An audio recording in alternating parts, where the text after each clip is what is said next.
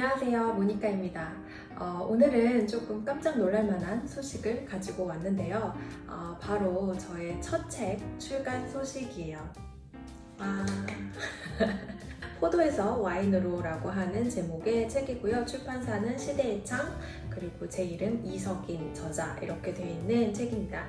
지금 현재 교보문고나 예스24, 인터파크, 영풍문고, 실버가 온라인 및 오프라인 서점에서 만나보실 수 있고요. 굉장히 어색하네요. 네, 와인 책이고요. 근데 와인 실용서는 아니고 역사책이라고 보시면 될 것 같아요. 이게 와인을 주제로 하다 보니까 일단은 요리 쪽, 실용 요리 이쪽 파트에 들어가 있는 걸로 알고 있어요.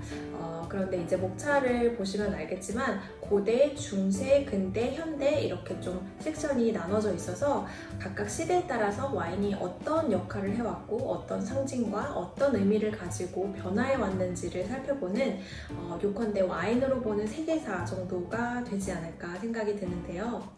원래 그림이나 미술 작품을 보면 그 시대의 상이 드러나잖아요.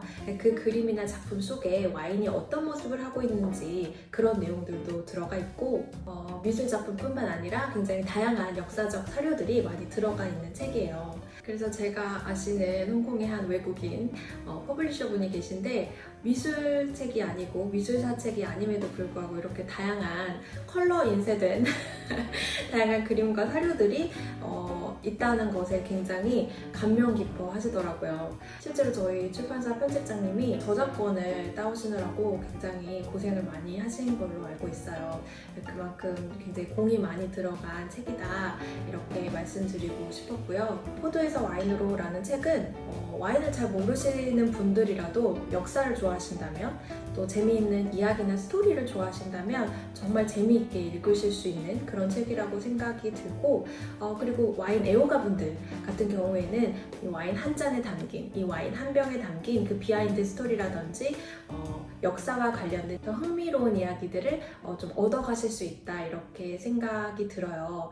실제로 저희 와인 전문가분들이 이제 책을 읽고 굉장히 좋은 코멘트를 많이 해주셨어요. 정말 내가 몰랐던 역사 이야기, 와인 이야기들이 담겨 있어서 재미있었다는 평이 많았고 그리고 또 반면에 와인을 잘 모르는 나는 와알못인데라고 하셨던 분들 굉장히 또 역사 좋아하시는 분들은 재미있게 읽었다고 얘기를 많이 해주고 계셔서 굉장히 힘이 나고 있는 상황이에요. 고대와 중세, 근대, 현대를 어우르면서 또 동서양을 어우르면서 다양한 와인 역사 이야기를 담았으니까요. 재미있게 읽어주셨으면 좋겠습니다. 그래서 어떻게 하면 좀 효과적으로 제 책을 소개를 드리고 그리고 사실 저에 대해서도 막상 잘 모르시는 분들이 많이 계실 것 같아서 제가 최근에 예스24에서 작가 칠문칠답이라고 하는 인터뷰를 진행을 했었어요. 좀 그 질문들을 가지고 좀 이야기를 해볼까 합니다. 첫 번째 질문은요. 먼저 작가님 소개를 부탁드립니다. 네, 일단 저는 와인 전문가고요. 와인 전문가인데 이제 역사책을 썼다고 하니까 굉장히 좀 신기하게 생각하시는 분들도 많더라고요. 이제 구독자님들은 다 알고 계시겠지만 아마 이제 일단은 WSET라고 하는 좀 세계적으로 가장 좀 명망 있는 와인 스쿨에서 디플로마라고 하는 자격을 딴 많지 않은 그렇게 흔치 않은 한국인 중 한 명이고요. 와인을 학문적으로 공부한 지는 한 10년 정도 된 것 같아요. 그리고 제가 대학 때 전공은 경영학을 전공했고 특히 이제 마케팅에 관심이 많았어요. 근데 이제 다방면에 좀 관심이 많아서 특히 이제 연극하고 미술에 좀 많이 빠져 있어가지고 공부를 좀 따로 했었어요. 미술사를 되게 공부를 열심히 했었고 미술사를 좋아했었고 갤러리나 이제 미술 경매회사들에서 이제 조금씩 일을 하기도 했었어요. 그리고 이제 연극 자체를 좋아하긴 하지만 시대에 따라 달라지는 어떤 연극사라든지 예술사 이런 것들에 좀 매력을 많이 느껴서 그런 것들을 굉장히 좋아하고 공부를 많이 했던 것 같아요. 그래서 그게 이렇게 와인과 연결이 돼서 이어질 줄은 사실은 상상을 못했고 와인책에 미술작품이 이렇게 많이 들어가게 된 것도 아마 그런 영향이 있지 않을까 생각이 들고요. 그러니까 역사라고 하는 게 history, 결국 스토리잖아요. 그러니까 언제나 저는 미술 작품에도 스토리가 있고 또 작가의 스토리가 있듯이 와인도 와인 안에 정말 무궁무진한 스토리가 들어있고 또 역사를 돌아보면 정말 비현실적이기까지 하게 흥미진진한 막장 드라마는 저리 가라한 굉장히 재미있는 얘기들이 많은 것 같아요. 그래서 저는 그런 스토리를 좋아하는 사람이다, 좀 스토리를 수집하려는 사람이다, 이렇게 봐주시면 좋을 것 같고요. 한국에 살고 있지는 않고 홍콩하고 이제 싱가포르에서 지금 9년째 거주하고 있어요. 근데 이제 팬데믹 상황 때문에 한국을 자주 들어가질 못했는데 이제 최근에 상황이 좀 나아지면서 많이 좀 왕래를 하려고 하고 있습니다. 아마 조만간에도 출판 행사 때문에 한번 곧 들어가게 될 것 같아요. 두 번째 질문.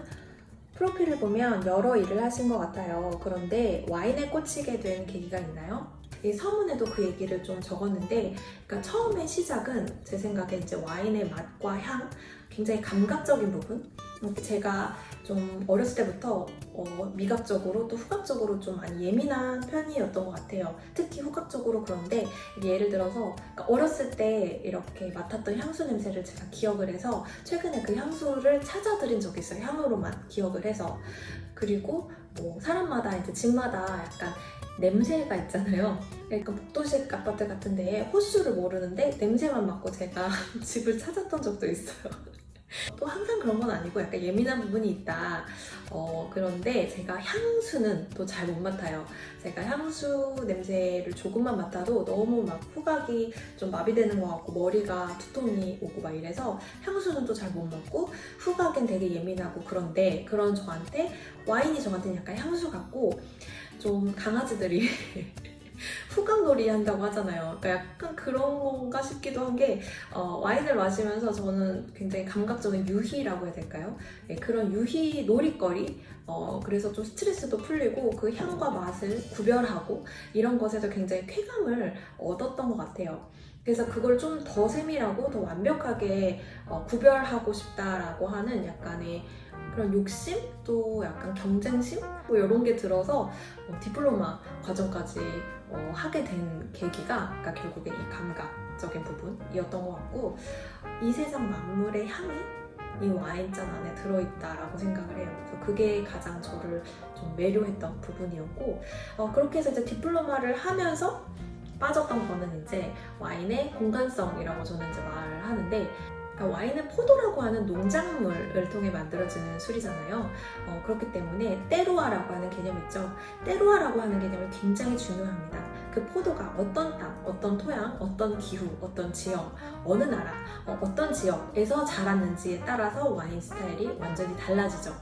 그거를 공부하기 위해서 이제 디플로마에서는 지리학, 지질학, 농업학, 뭐 약간 지구과학, 약간 이런 정도의 굉장히 다양한 분야를 좀 학문적으로 공부를 해요.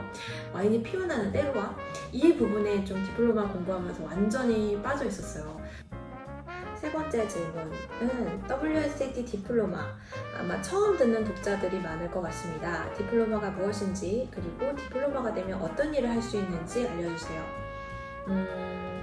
이 질문은 사실 따로 영상을 하나 만들어야 될 정도의 질문인 것 같고, 또 실제로 제 플레이리스트 보시면 WSET 디플로마라고 제가 많이 만들지는 못했는데 어쨌든 그 영상들이 몇 개 있어요. 그래서 그걸 참고해 주시면 좋을 것 같고, 외국으로 나가서 공부를 해야 하는 프로그램이고 좀 다 모두 영어로 진행이 되고, 디플로마가 되면 마스터 오브 와인, MW라고 하는 그런 정말 영광스러운 자격에 응시할 수 있는 그런 응시 자격이 주어지는데, 아직 우리나라에는 MW가 탄생하지 않았어요. 좀 워낙에 이 과정 자체가 말씀드렸듯이 굉장히 좀 공부 양도 매우 방대한데 시간적으로 되게 타이트하게 좀 몰아치고, 또 모든 게 다 영어로 진행이 되고 좀 수행해야 할 것들이 굉장히 아무튼 많아요. 그리고 테이스팅 부분도 따로 혼자 공부하기가 좀 힘들고, 좀 팀을 짜서 다양하게 테이스팅을 훈련을 굉장히 인텐시브하게 해야 되는 그런 부분들이 있어서, 제가 디플로마가 됐을 때만 해도 한국인 디플로마가 진짜 거의 거의 몇 명 없었어요.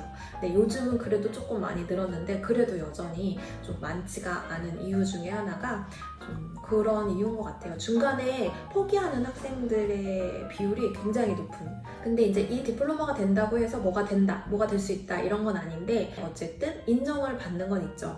그래서 예를 들어 싱가포르나 홍콩 같은 데서 디플로마면 F&B, 식음료 업계에서 약간 취직이 안 될 일은 없다 이렇게 장담은 하면 안 되는데 아무튼 러브콜을 받을 수 있는 그런 자격이고요.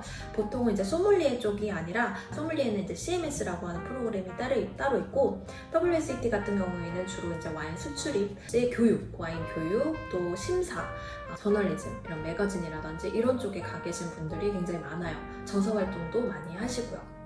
그리고 전 세계 와이너리 어디를 가든 이제 WSET 디플로마 라고 하면 굉장히 좀 친근함이나 유대감을 좀 금방 쌓을 수 있고 굉장히 웰컴해 주시는 그런, 저한테는 그게 가장 큰 베네핏인 것 같아요. 네 번째 질문. 포도에서 와인으로 책은 한마디로 와인 세계사라고 할 수 있을 듯해요. 이 책은 어떤 책인지 그리고 독자들에게 무엇을 알려주고 싶으셨는지 궁금합니다.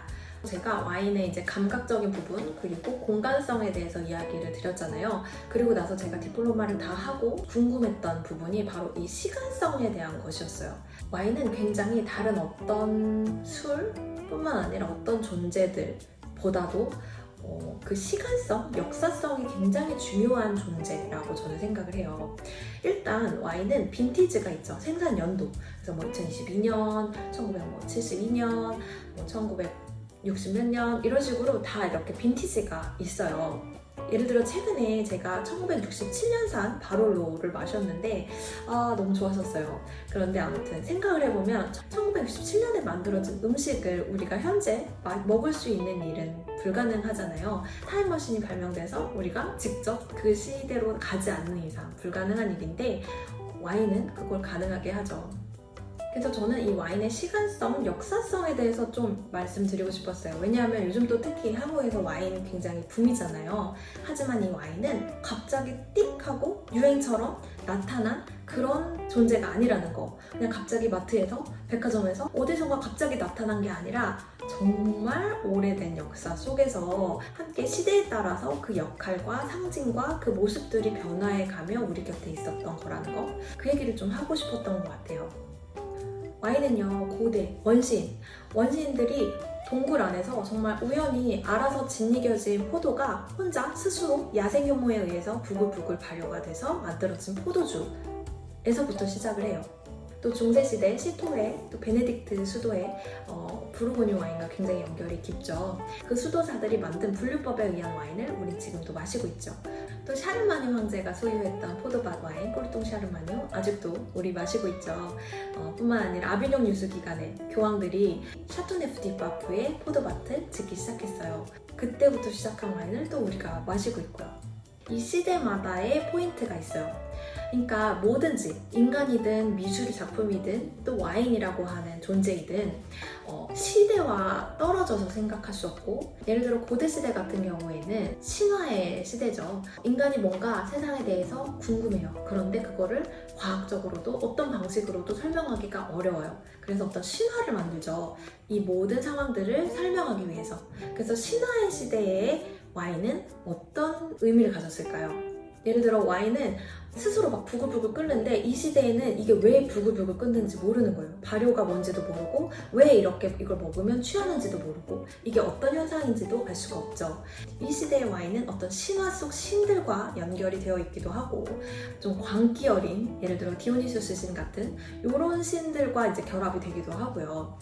그 다음에 중세시대 같은 경우에는 이제 서양에서는 이제 유일신 신앙, 기독교, 카톨릭이 시작이 되었죠. 그래서 그럼 와인이 이 카톨릭과 어떤 연관을 가지고 있고 어떤 상징을 가지고 있었는지 뿐만 아니라 이 중세시대는 봉건사회죠. 봉건사회의 새로운 계급, 특히 뭐 농노라든지 이런 계급, 계층에 따라서 또 와인이 받아들여지는 게 다르고 어떤 식으로 와인이 역할을 했고 받아들여졌는지 이런 거를 보는 게 또 키포인트겠죠.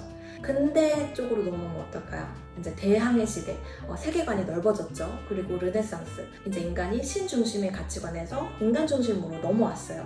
그리고 과학기술이 발달합니다. 그래서 이 과학기술의 발달은 또 와인을 완전히 바꿔놓죠. 뿐만 아니라 혁명, 사회혁명이 일어나죠. 혁명이 일어나는데 이 혁명들 가운데서 와인의 롤은 또 어떻게 변했는지, 와인은 누구의 향유물이 되었는지, 이런 것들 너무 재미있지 않나요, 여러분?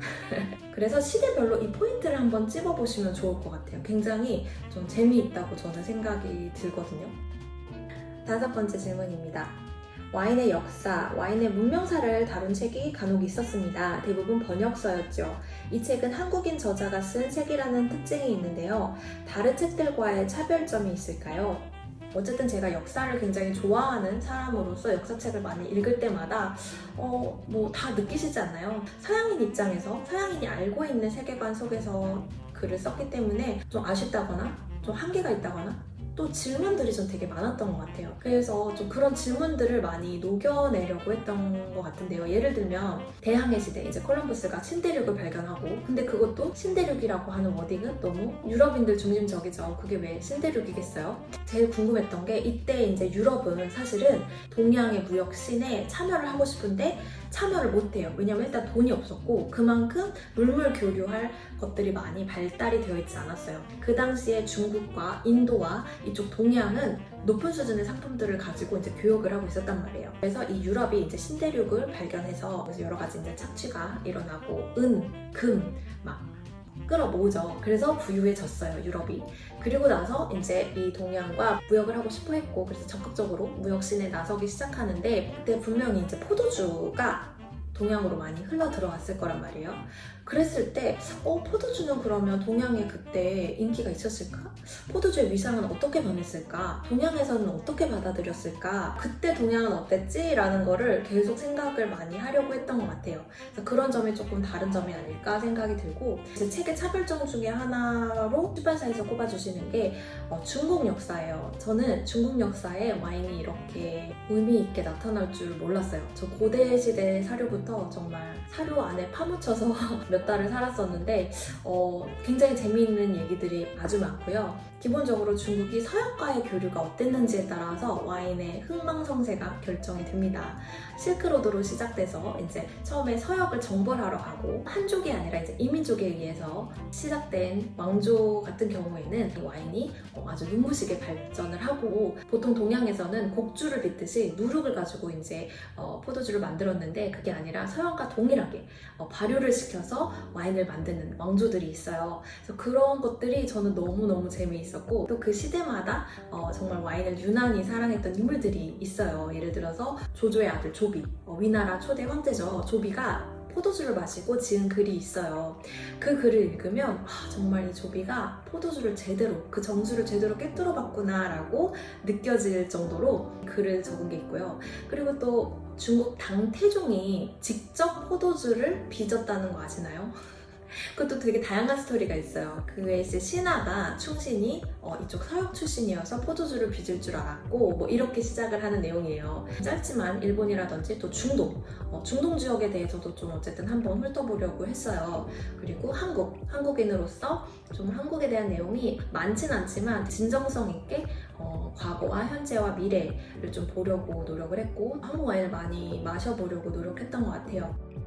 한국 와인에 대해서도 책에 언급하셨는데요. 한국에서도 와인이 더 이상 사치품이 아니라 일상의 음료가 된 듯해요. 한국 와인은 세계적으로 어떤 수준인가요? 그리고 한국 와인의 미래를 전망하신다면? 와인은 더 이상 서양의 전유물이 아니라고 생각을 해요. 요즘 통계를 보면 아시아, 특히 동아시아 지역의 와인 생산과 소비, 특히 소비에 있어서 그 파워가 정말 장난 아니거든요. 유럽 같은 경우에는 와인 소비의 추이가 그렇게 다이나믹하지 않아요. 오히려 조금씩 그 성장이 줄어들고 있는 추세인데, 동아시아 같은 경우, 특히 중국이라든지 또 요즘에 한국을 보면요, 굉장히 다이나믹하고 젊은이들이 새로운 것들에 대해서 아주 열정적이죠. 그래서 요즘 와인씬에서 동아시아의 마켓은 정말 무시할 수 없는 정말 그런 것들이에요. 하지만 이들은 동아시아에 대해서 아직 잘 모르죠.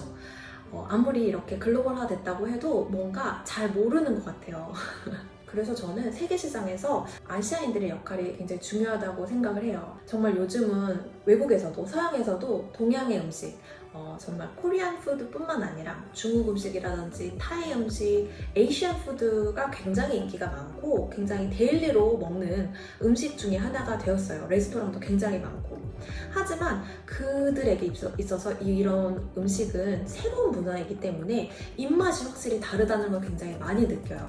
그러니까 와인 페어링을 서양인 소믈리에가 에이시안 푸드와 와인 페어링을 했을 때 좀 그런가? 라는 생각이 들기도 하고, 에이시안 와인 전문가로서 그 맛은 그 맛이 아닌데? 라고 하는, 그러니까 음식에 대한 이해나 음식 인그리디언트, 재료에 대한 이해, 이런 것들이 어쩔 수 없이 조금 다를 수밖에 없거든요. 그동안 와인은 에이시안 음식과 어울리지 않는다라고 이야기를 해왔고, 특히 코리안 푸드랑은 어울리지 않는다라는 게 정설이었어요.